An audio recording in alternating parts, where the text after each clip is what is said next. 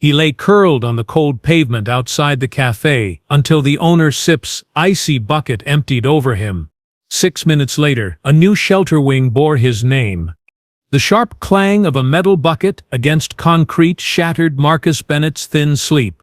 Before the 68-year-old veteran could uncurl from his ragged blanket, a deluge of icy water crashed down, soaking him to the bone.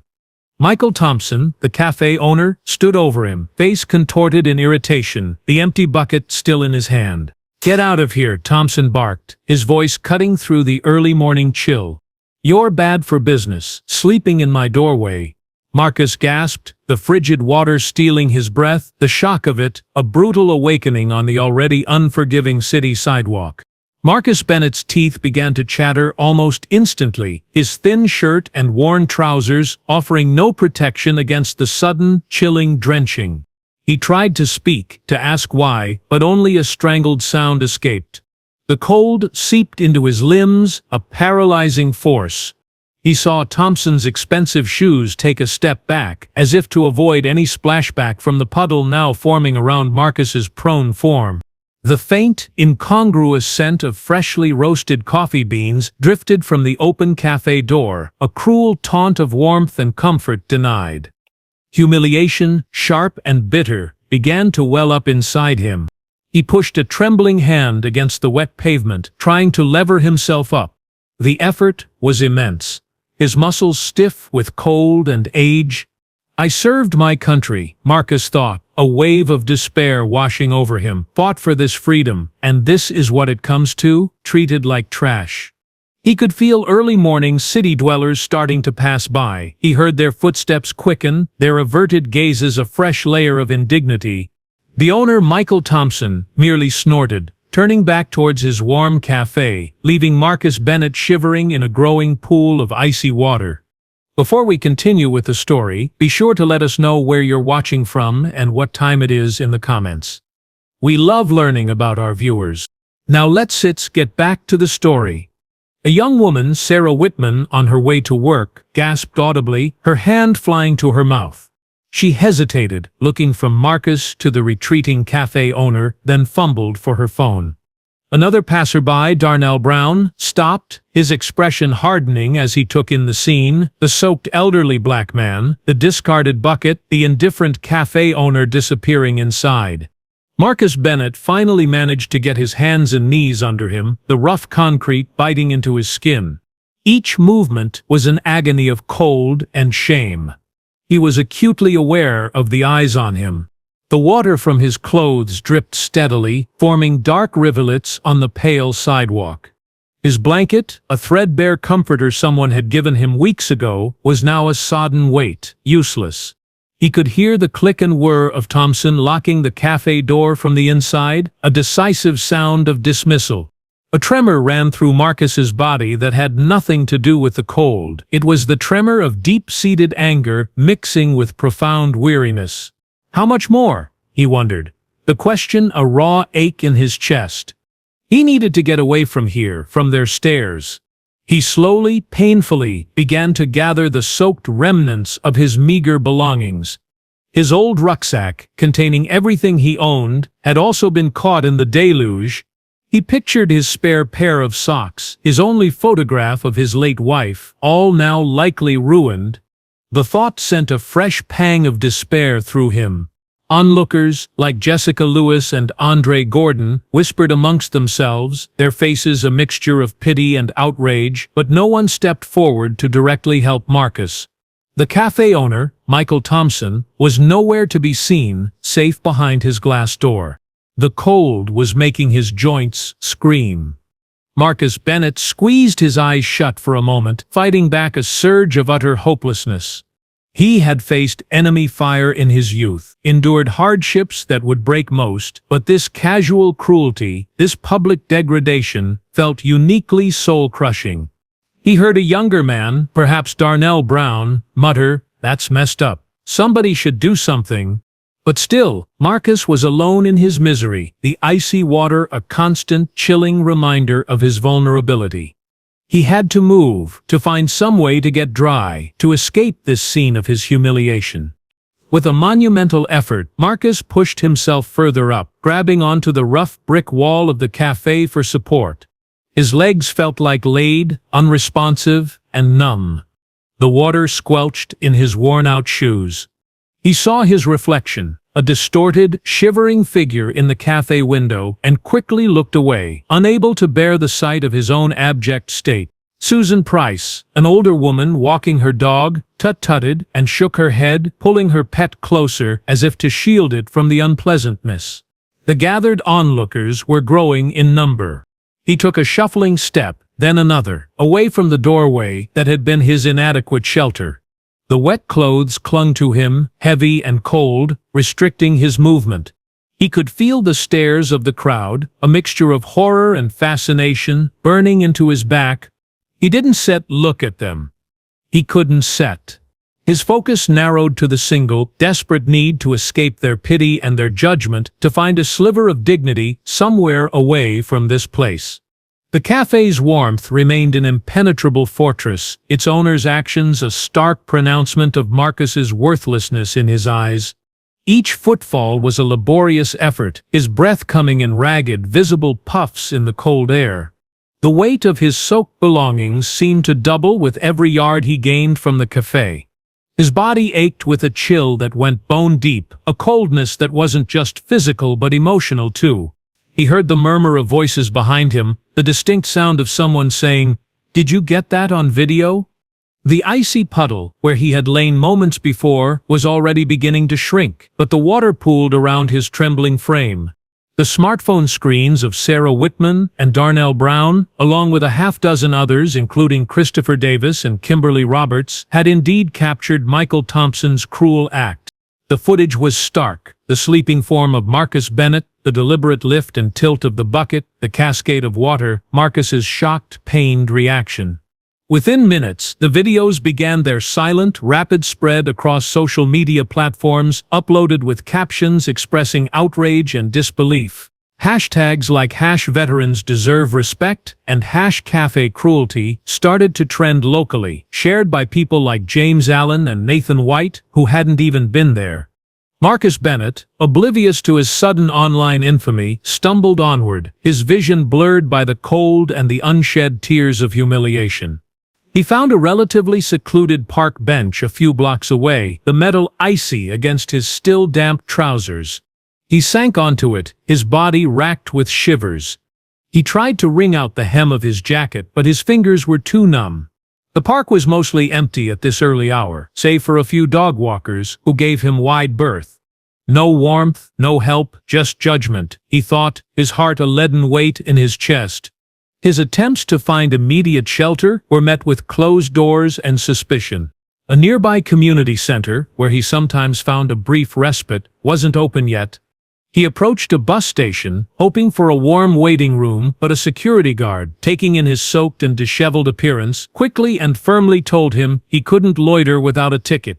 Each rejection was a fresh blow, reinforcing the feeling of being an outcast. The city, his city, felt alien and hostile. Monique Jackson, a commuter, saw him and quickly crossed the street, clutching her purse tighter. The viral videos, meanwhile, were exploding. Comments poured in by the hundreds, then thousands. People tagged local news outlets, veterans advocacy groups, and city officials.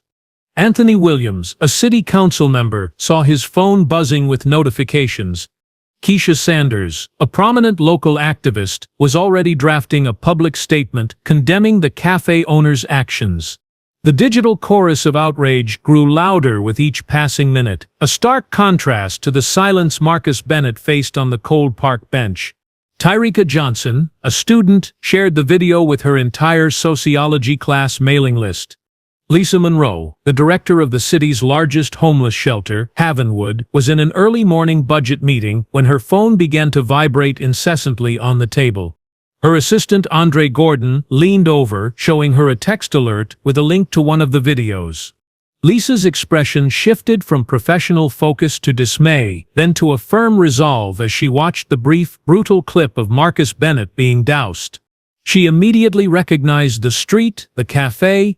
This is unacceptable, she thought, her mind already racing, especially to a veteran.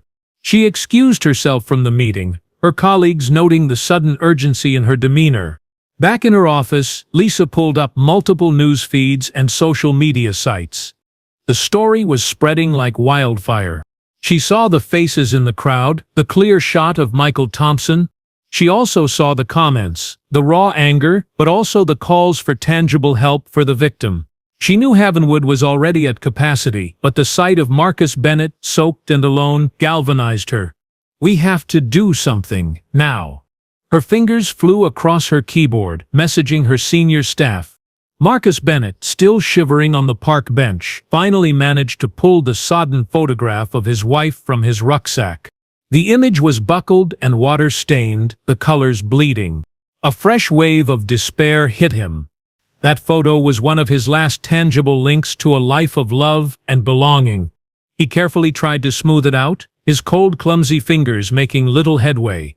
He felt a profound sense of loss, not just for the photo, but for the dignity that had been so casually stripped from him.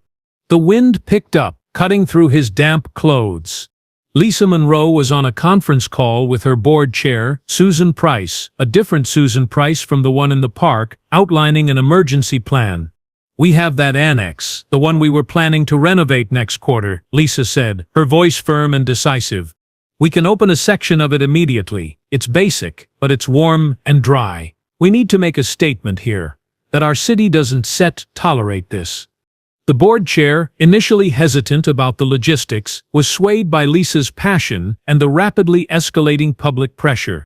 The video had made inaction impossible. Marcus Bennett had given up on drying the photo. He tucked it carefully back into his rucksack, the dampness a constant reminder. He was so cold, a deep, gnawing cold that made his thoughts sluggish. He wondered if he would ever be warm again. He closed his eyes, leaning his head back against the cold metal of the bench. He didn't know how much longer he could endure this. The sounds of the city, the traffic, the distant sirens, all seemed to fade into a dull hum. He was fading too.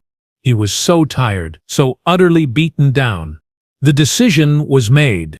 Lisa Monroe instructed her facilities manager, Brian Matthews, to get a crew to the annex immediately. "Clean it up, get the heat on, set up some cots. I want it ready in an hour," she commanded. She then contacted a local news anchor she knew, Kimberly Roberts, and told her she would be making an announcement outside the offending cafe. The story needed a counterpoint, a message of hope and action. The bystanders' phones flickered as the video spread. Lisa Monroe grabbed her coat, her mind a whirlwind of logistics and purpose. She instructed her assistant, Andre Gordon, to meet her at the cafe with a warm blanket and a thermos of coffee. Stepping out onto the busy street, the city's cacophony seemed to mirror the urgency thrumming within her. Horns blared, people hurried past, but Lisa moved with singular focus, her determined strides eating up the pavement, separating Havenwood from Michael Thompson's establishment. She saw a news van from Channel 8, with reporter Jessica Lewis, already pulling up near the cafe as she approached. The scene outside the Daily Grind cafe was chaotic. A crowd of at least 50 people, including original onlookers like Sarah Whitman and Darnell Brown, and newer arrivals like James Allen and Nathan White, had gathered. Many held signs hastily scrawled with messages of support for the veteran and condemnation for the owner. Several police officers, including Officer Miller, were present, maintaining a perimeter. Michael Thompson was nowhere in sight, the cafe doors firmly shut, blinds drawn. Phones were held aloft, many streaming the scene live, capturing the palpable tension. Lisa Monroe pushed through the edge of the crowd, her calm but authoritative presence making people step aside. She spotted Marcus Bennett, not at the cafe, but being pointed out by Darnell Brown, still on the park bench a short distance away, looking frail and utterly defeated. Her heart clenched. She quickly rerouted, heading towards him, Andre Gordon struggling to keep up. He needs to know he's not alone, she thought, and he needs to know things are about to change. The crowd, noticing the shift, began to follow at a respectful distance. Reaching Marcus Bennett, Lisa knelt beside him, her voice gentle. "Mr. Bennett, my name is Lisa Monroe. I'm the director of Havenwood Shelter. Marcus looked up, his eyes dull with exhaustion and cold. He barely registered her words. Lisa continued, "What happened to you this morning was terrible and unacceptable."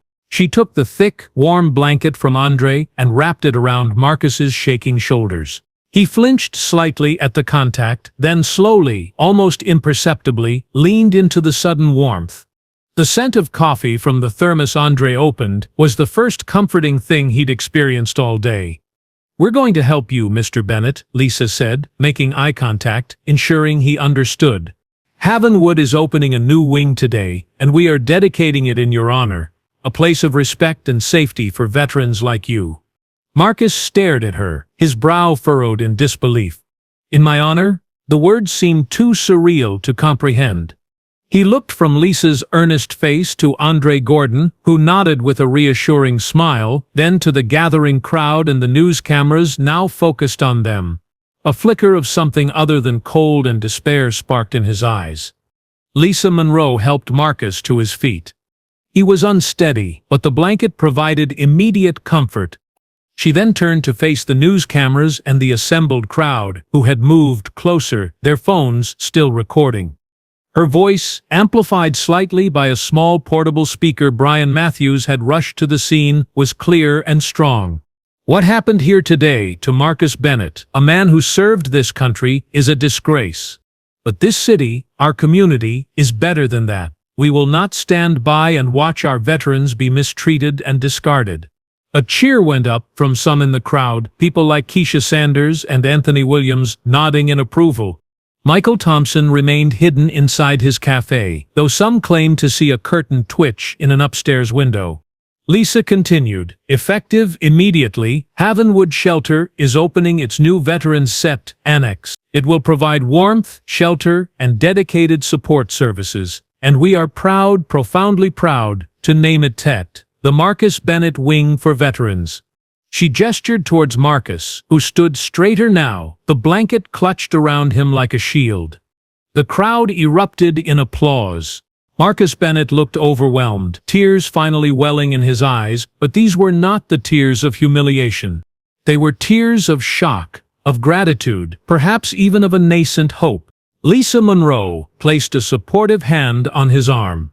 "Let's get you somewhere warm, Mr. Bennett," she said softly, "for his ears only." She then turned and began to guide him through the parting crowd, away from the park bench, away from the scene of his earlier torment, towards the waiting Havenwood van. Reporters shouted questions, cameras flashed, but Lisa and Andre shielded Marcus, moving him gently but purposefully. The sheer suddenness of the turnaround was dizzying for Marcus. 6 minutes. It felt like an eternity ago that he was being drenched in icy water, and now, a building, a sanctuary, would bear his name.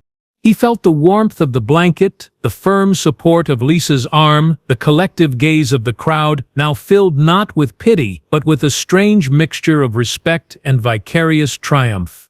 The shelter director was leading him forward. As they approached the van, the shelter's logo prominent on its side, Marcus Bennett took a deep breath, the cold air still biting but somehow less hostile. He was still tired, still aching, but the crushing weight of despair had lifted, replaced by a fragile sense of possibility. He glanced back one last time at the cafe, a symbol of cruelty, then ahead, towards an unknown future that suddenly seemed to hold a sliver of warmth.